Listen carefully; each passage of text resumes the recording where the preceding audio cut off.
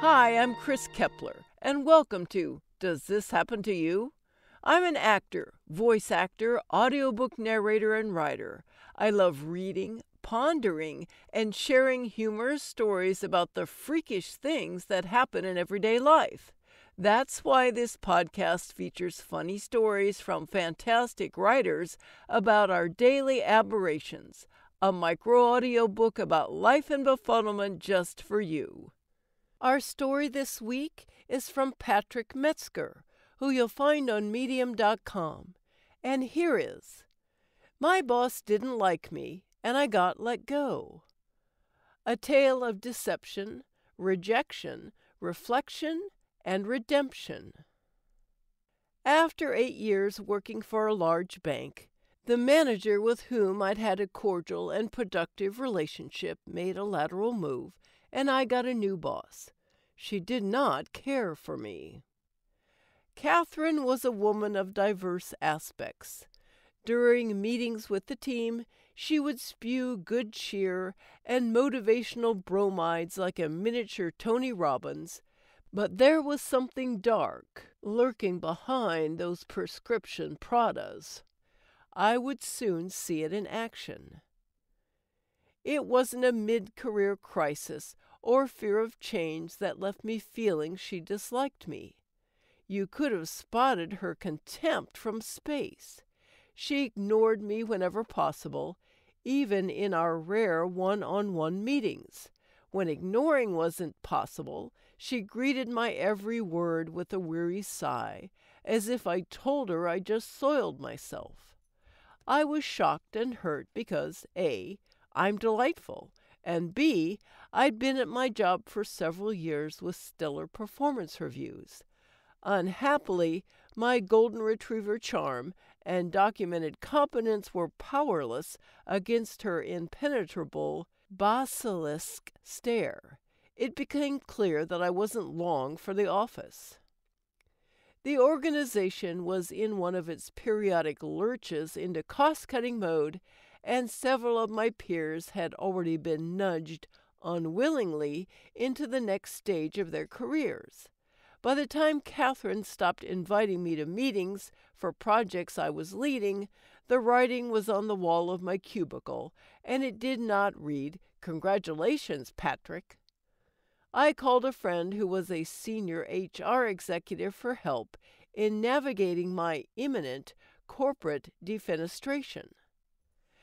"Have you seen anyone doing anything illegal or unethical?" he said. "No, the lawyers and compliance folks keep on top of things." "That's too bad. You could use that. Have you had a mental health crisis, or are you an alcoholic? That would make it harder for them." "No," I said apologetically. "Social drinker at best." In that case, all I can recommend is that you act super nice when they let you go so they feel bad about doing it." Armed with this advice, I waited for the axe to drop. It happened a few days later. I had my weekly one-on-one with Catherine, who had canceled the meeting for several weeks prior. I bounded into her office with a sheaf of status reports and spreadsheets, because, as is common in abusive relationships, I still wanted her to like me. She stood up from her desk and fixed me with a dispassionate Terminator stare. "We're going to meet in the boardroom today." If you've worked in the corporate world, you know that companies fire people in the same way that mafioso whack their own.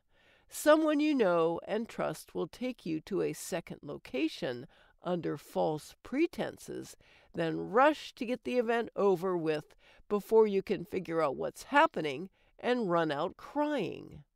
I understood immediately what was going on, and the 15-second walk to the boardroom stretched into eons as I jabbered nervously about my weekend while she looked at her phone.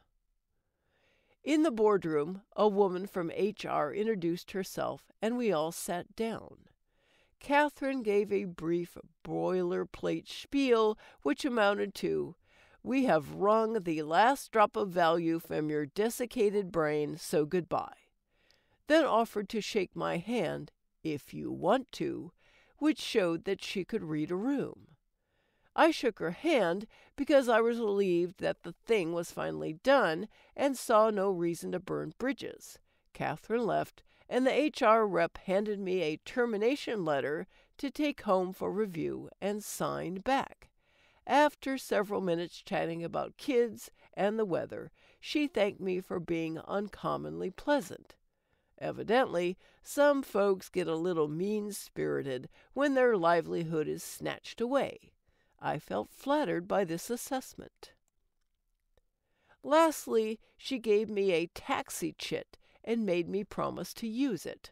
Large public companies don't want tear-blinded ex-employees falling under buses or subway trains. The layoff wasn't a feel-good experience in general, but the cream cheese of insult on the stale corporate meeting bagel of injury was yet to come. Catherine sent out an email to everyone in the subsidiary we worked for, advising that I was no longer employed there and offering transparently insincere well wishes for my future endeavors. That's standard practice. The particular indignity was that the same email congratulated in glowing terms my replacement, a former report of mine who sat directly in front of me, for taking my job. She and Catherine had been crushing on each other for a while, and I subsequently learned that Catherine had flowers delivered to the woman's desk in celebration of their mutual good fortune. The email would have been a low-rent move had I been fired for cause, and under the circumstances. It was one of the tackiest things I've seen in decades of employment. Now, I understand that the world doesn't stop turning every time my ego is bruised, and if it did, we'd all be hurled into space screaming several times a day. But I think I had reason to be pissed off. Next stop, redemption.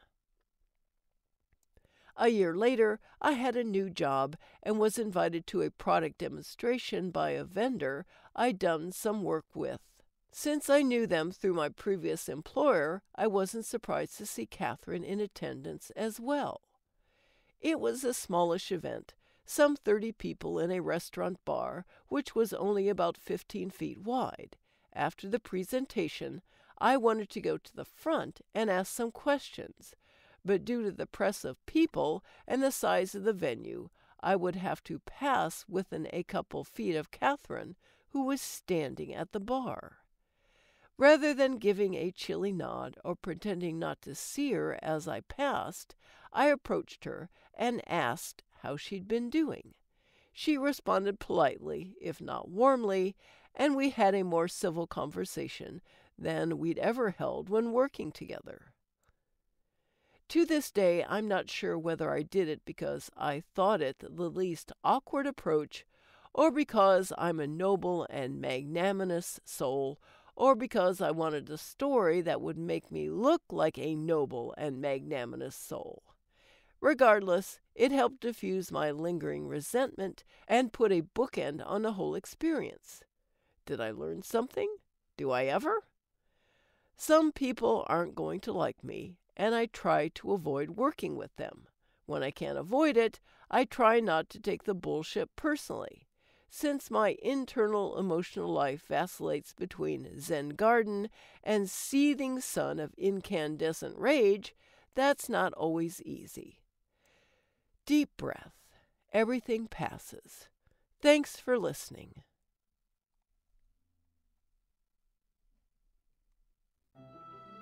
Thanks so much for listening. If you enjoyed this story, let me know and share it with your friends. Follow me at Chris Narrates on Twitter or Chris K. Kepler on Facebook, or check out my website, chriskepler.com.